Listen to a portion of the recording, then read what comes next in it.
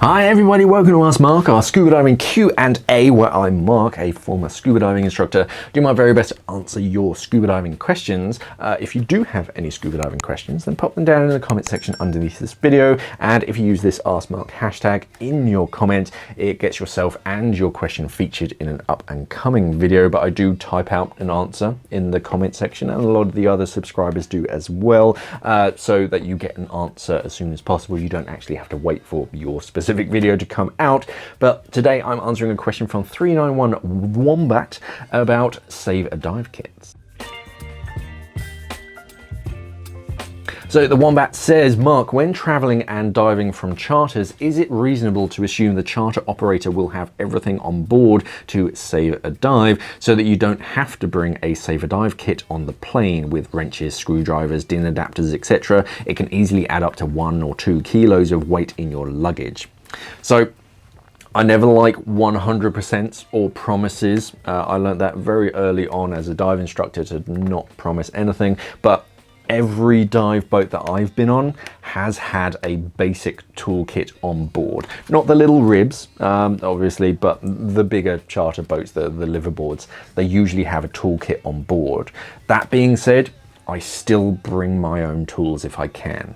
The important thing to remember is that airport security will not like it if you try to bring tools in your carry-on bag.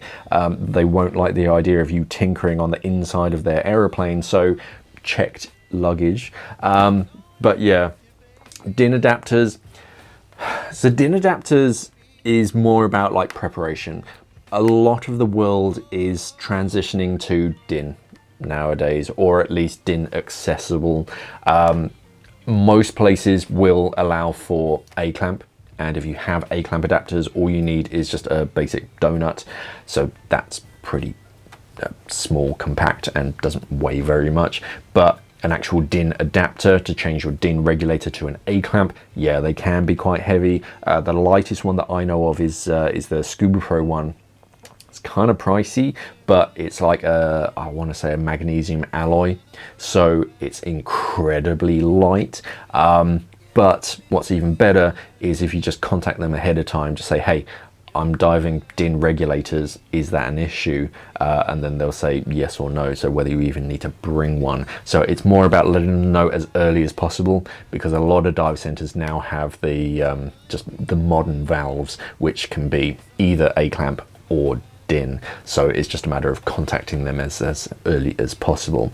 As far as tools, just an adjustable spanner can be quite useful, just to swap over hoses and to check O-rings and things. Otherwise, I tend to bring pretty much just a single Allen key, the hex key, because Apex regulators that I use, they only have a single size. I want to say it's 5mm for all of their port plugs, and that's really all you're gonna use it for.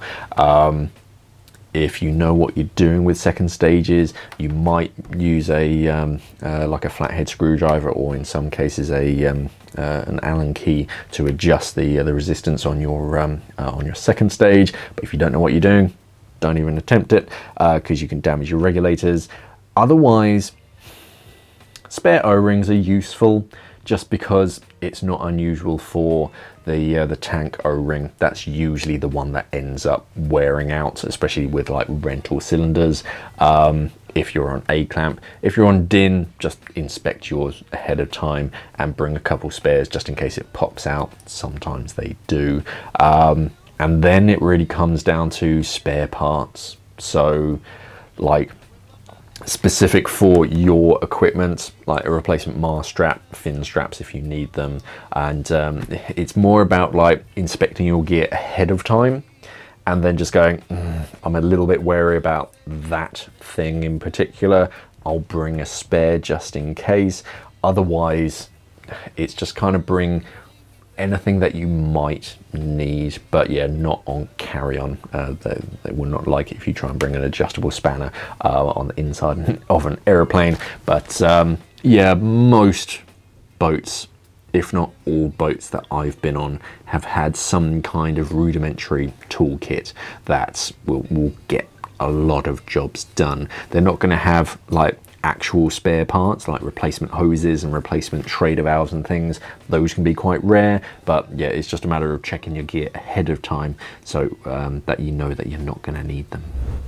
Yeah, when I'm packing for a dive trip, I do bring like some tools, but I have like specific lightweight tools for traveling, and I don't bring that many actual tools, because when you're out in the middle of nowhere, if something does go pop, unless you have a complete service kit, there's not a great deal that you can do.